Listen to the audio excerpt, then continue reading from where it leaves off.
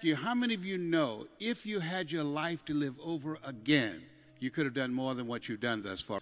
Now, that proves a point that what we do and what we accomplish in life is only a tip of the iceberg of what's possible for us.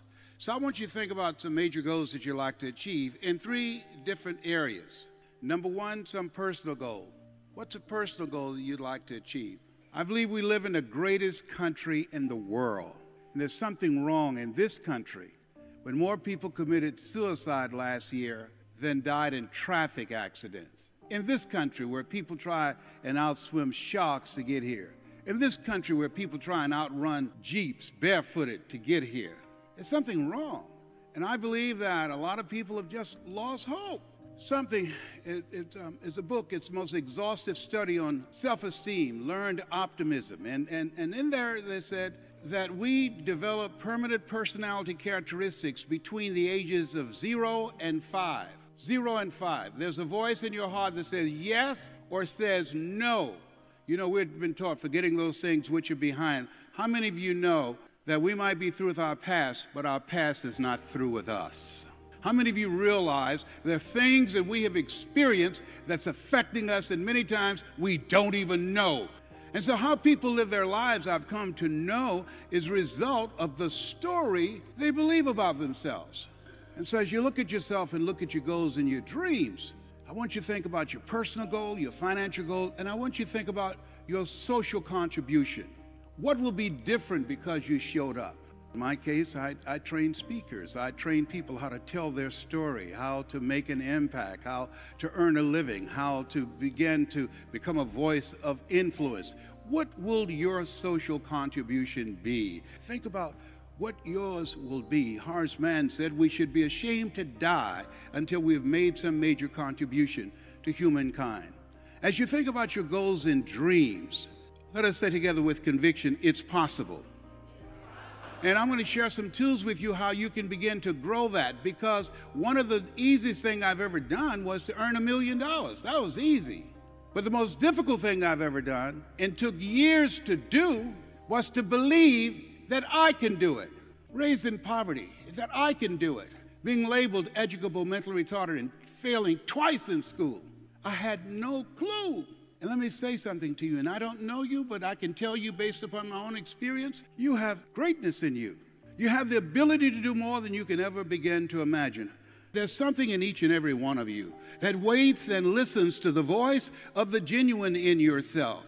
And it will be perhaps the only guide you will ever have. And if you cannot hear it all of your life, your days will be spent on the ends of strings that somebody else pulls.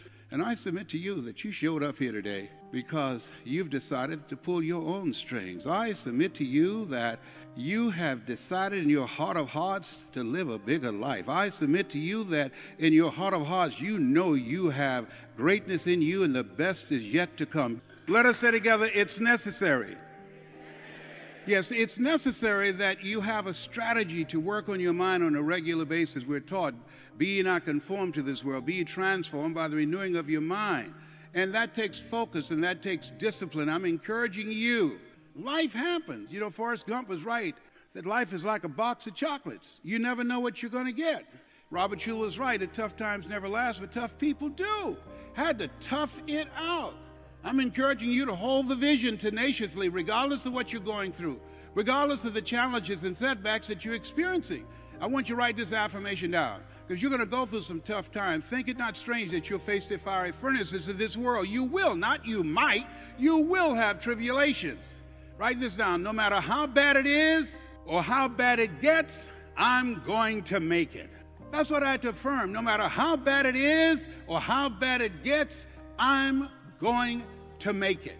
I had to affirm myself every day with tears coming down my face, ducking creditors, not knowing how I was going to build my business. It was a challenging time, and I had to say that to myself over and over again. Thou shalt decree a thing, and it shall be established unto you. And as you affirm that, you begin to call that an experience for yourself. And so as you think about your goals and dreams, what's very important is your mindset, your belief. That you have to believe in your dream, even when you don't have any evidence to support it. Even when everybody is against you, you've got to believe that I can do this after defeat and disappointment. Willie Jolly was right. A setback is a setup for a comeback. You have comeback power. You're here because you're different. If that said some entertainers were going to be here, you couldn't get in this place. The balcony would be full. Why?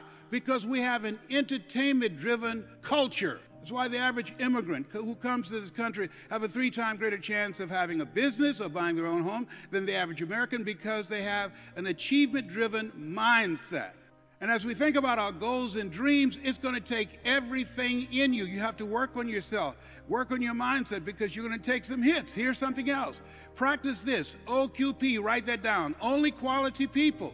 As Keith was talking about, you got to look at the people in your life and ask, what value are they bringing to me, and what value are you bringing to them? If you're the smartest one in your group, as Dr. Dennis Kimbrough out of Atlanta said, you need to get a new group. There are many people who will never achieve their goals and dreams because they have too many toxic, negative, energy-draining people in their lives. Well, Les, can I change them? No, it's a full-time job changing yourself. And there's some people so negative they can walk into a dark room and begin to develop. Here's the other thing. Write this down. You're going to fail your way to success. 8 out of 10 millionaires have been financially bankrupt. Walt Disney filed bankruptcy 7 times and had 2 nervous breakdowns. You will fail your way to success. And it's not really failure. You're going to learn some stuff. When I win because of what I know. When I lose because of something that I did not know. And I've got to educate myself. I've got to elevate my thinking. I've got to get some input from some of the people in my group. Einstein said, the thinking that has brought me this far has created some problems that this thinking can't solve. There's never a shortage of money, just a shortage of thinking and ideas, as Robert Schuller said, and that's real. And so as you think about yourself, who is it that you need to deepen your relationship with, and who is it you need to spend less time with, and who is it that you don't need to take their calls?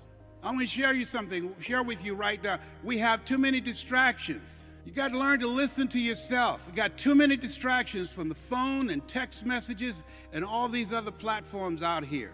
I don't take a phone call unless, is it purposeful? Is it something that's in relationship to what I'm doing and where I'm going? Is this a contributor or a taker? There are people who are always there when they need you, but when you need them, you can't find them. Is it productive? Is this worth my time? At 72, I'm not willing to waste my time talking with somebody, and it's not going to lead to anything. It's not productive. You need to know that. Why? Your time is valuable. If you're going to lose something, lose some money. Time, you don't want to lose that. Money, you can recoup that. Time, you can't. And so as you look at yourself, protect your time. Got to make a decision. You're going to live your dream as part of it. It's necessary that you have that kind of mindset, because you're going to have some opposition. Things are going to happen that you can't begin to imagine. So as you look at your goals and dreams, decide you're going to make it happen in spite of. If you have money, great. If your last name is Rockefeller or Trump, great. But if it's not, it doesn't matter. You have something special. You have greatness in you. You have the ability to create wealth. You have the ability to make an impact. You have the ability to make a difference. You have the ability to do more than you can ever begin to imagine. I did not know this, Les Brown. And this is very important, what I'm about to say to you.